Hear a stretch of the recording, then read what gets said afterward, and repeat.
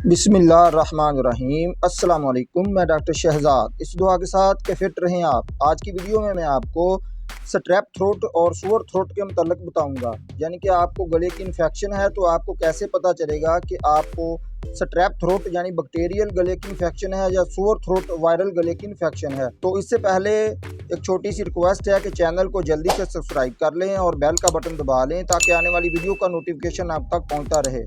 तो चलिए स्टार्ट करते हैं।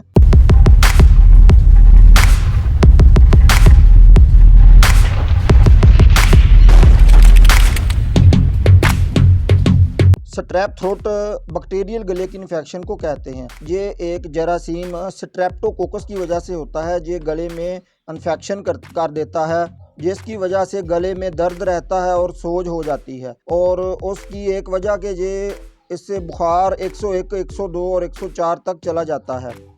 जबकि वायरल गले की इन्फेक्शन में नज़ला, ज़ुकाम और नाक बहता है और शदीद खांसी होती है और आवाज़ का बैठ जाना और आंखों का सुर्ख हो जाना शामिल है। तो आपको सिर्फ इसमें तेज़ बुखार होगा जिसमें 101, 102 फ़ारेनहाइट और 104 तक जा सकता है। तो स्ट्रेप बैक्टीरियल गले की इन्फेक्शन में जो एंटीबायोटिक इस्तेमाल की जाती हैं उनमें azithromycin, ampicillin, streptomycin, pain killer और दर्द और सोजन में आइबोप्रोफेन का भी इस्तेमाल किया जाता है। साथ गले में खारश या खुजली हो तो एंटीहिस्टामिन का इस्तेमाल किया जाता है। और आप ये सारी अदवायात की डोज और मिकदार अपने करीबी डॉक्टर के मशवरे से इस्तेमाल करें क्योंकि हर एक की तबीयत एक जैसी नहीं होती है। वायरल गले की इन्फेक्शन के लिए मैंने एक अलहदा वीडियो बनाई है कि आप घर पर ठीक कर सकते हैं। वायरल गले की इन्फेक्शन आहिस्ता आहिस्ता खुद ही ठीक हो जाती है। अगर एंटीबायोटिक देने से आपके गले को 1-2 दिन में आराम ना आए तो इससे भी पता चल जाता है कि आपको वायरल गले की इन्फेक्शन है।